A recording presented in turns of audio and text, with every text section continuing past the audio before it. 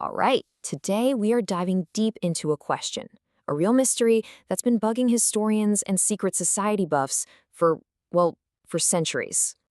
I mean, it's a pretty wild idea, right? The thought that there's this secret, unbroken line stretching all the way from the ancient world's secret rites to modern groups like the Freemasons. People have argued about this forever. So, to figure this out, we need a prime suspect. And for our investigation, we're putting one of the biggest, most fascinating ancient mysteries right under the microscope: Mithraism. Okay, so first things first, we got to get to know our suspect. Who exactly was this god, Mithra, and where on earth did he come from? Okay, so Mithra's story is a wild ride. He starts out as this pretty minor Persian god of light, but as his cult travels, he's kind of like a snowball rolling downhill, picking up new stuff along the way. In Babylon, boom, he gets mixed up with astrology. Then in Phrygia, he picks up that iconic cap you see everywhere and this intense ritual involving bull's blood. Yeah. By the time he hits the Roman Empire, he's a full-blown major deity, ready for the big time. And this right here, this is the image that made him a superstar. Some unknown Greek artist carves this incredibly powerful statue, and it just becomes the central icon for every single follower of Mithra. Think about it, for centuries, this scene was as powerful and instantly recognizable to them as the crucifix is to Catholics today.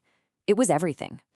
You know, you'd think a major god would have a grand entrance, but Mithra's arrival in Rome was, well, it was gritty. He was brought in by pirates, of all people, and soldiers from a defeated army.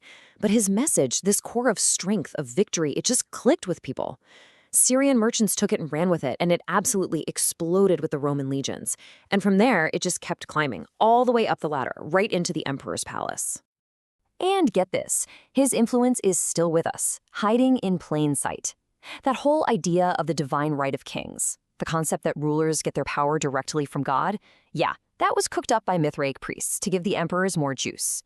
And you know the halo you see on saints in pretty much all religious art? That was Mithra's thing first. It was his symbol for the sun. All right, so we've got the backstory. We know where he came from.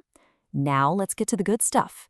What did his followers actually believe? What was going on inside those secret temples?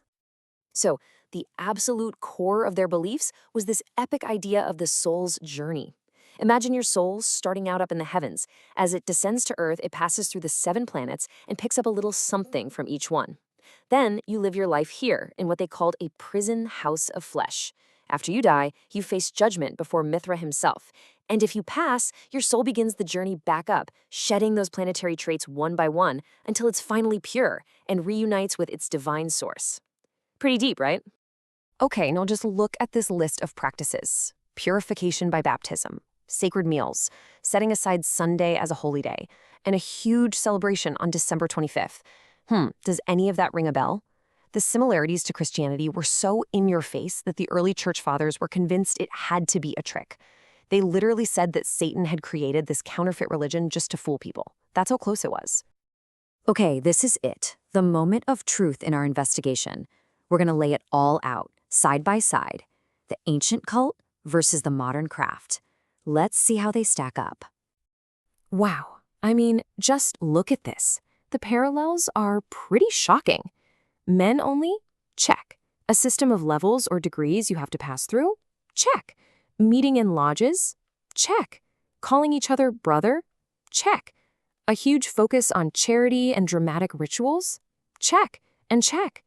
You just can't deny the resemblances here. They're uncanny. So, with all of this on the table, what's the final verdict? Is this a slam dunk case? Have we found that direct link? Is Freemasonry really just Mithraism wearing a different outfit? Well, according to the experts, the answer is, surprisingly, no. A major Masonic historian, H.L. Haywood, looked at all this and basically said, yeah, the similarities are wild, but they're mostly skin deep. He argues they're superficial. It's about the outer structure, the way they're organized, not the inner beliefs and philosophy. So, there you have it. The final conclusion of our little investigation is pretty clear. Freemasonry is not a direct descendant of Mithraism. There's no unbroken chain linking one to the other. But wait, that's not the end of the story, because even if they're not direct relatives, the ancient mysteries left behind something incredibly important. Think about the Roman world. It was brutal, it was rigidly divided by class, and in the middle of all that, these cults created these little pockets of equality and brotherhood. They were a safe haven for the poor, for slaves. They came up with a model for community and helping each other out that was absolutely revolutionary for their time. And that really leaves us with a bigger question, doesn't it? So, okay, maybe there's no secret, ancient bloodline, but that deep human need for brotherhood, for a sense of meaning, for a place where everyone is treated as an equal, that's obviously still here. So maybe the real question isn't who descended from whom, but why do we, as humans, keep building groups that look and feel so much like these ancient ones?